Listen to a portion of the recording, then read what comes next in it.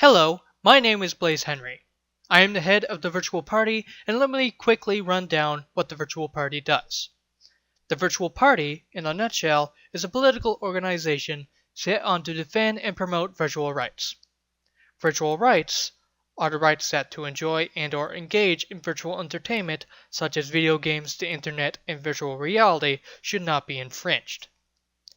You may believe that our organization is an unnecessary one, but let me show you the following clips. Some are outdated, yes, but they were made or streamed within this decade, so this is still prevalent. Violent video games, should they be banned or even restricted? Well, a new study finds a link between violent games and aggressive behavior in children. But crime is down. Youth offenses are down. Maybe it's good for kids.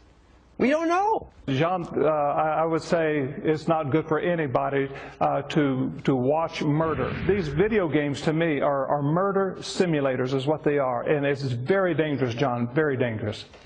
I'm hearing more and more people say the level of violence on video games is really shaping young people's thoughts. These murder simulators teach to murder.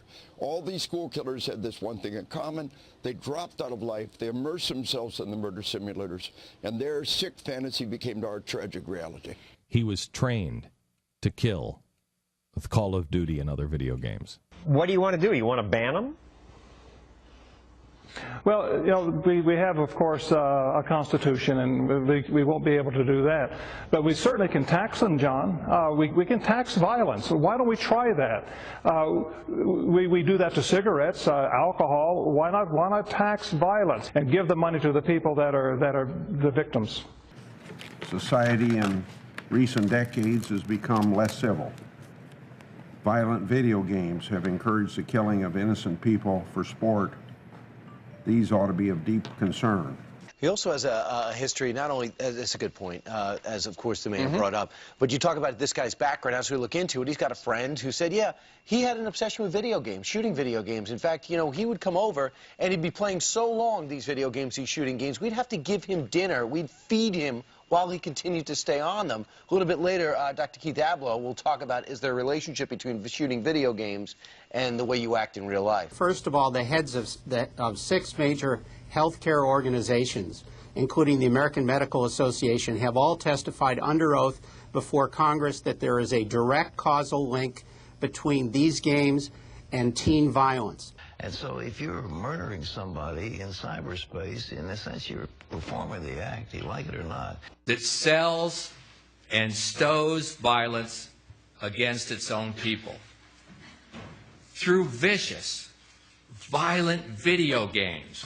Isn't fantasizing about killing people as a way to get your kicks really the filthiest form of pornography? Violent video games increase aggressive behavior as much as lead exposure decreases children's IQ scores. Less than a year ago, the American Psychological Association made a definitive statement.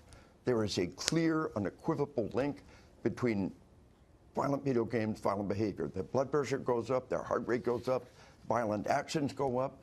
The data is persistent and clear across many different forms. You cannot deny it.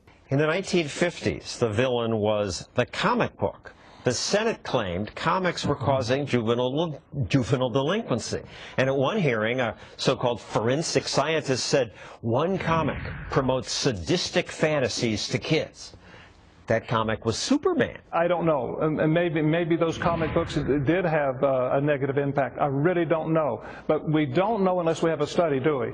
And our government is not focusing on that. I can't imagine what more study we could have other than the fact that the games are more popular and crime is down. You know, I think, people used to smoke cigarettes at 13, 14 years old. Now you've got people, using this stuff all day long at those young ages. And I think there's going to come a time in our society when we look back and say, can you believe we let kids play those games for hours and hours in their cars, in their bedrooms, in the basement?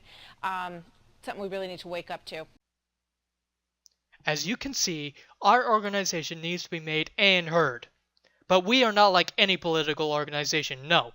Such political organizations or movements such as Black Lives Matter or the Me Too movement don't have a proper structure in place or the leadership to help and ensure the organization stays and will not let rhetoric define their quest.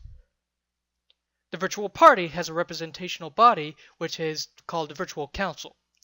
The Virtual Council is comprised of a maximum of 20 members, hereafter called moderators, with the leader called a head. The Virtual Council will conduct the course of action of the Virtual Party, and the Virtual Party also has a set constitution providing rules for what the moderators or the head can and can't do, and what the Virtual Party also stands for. This structure is paramount so that we can achieve our goals without rhetoric defining what we do later on in our existence.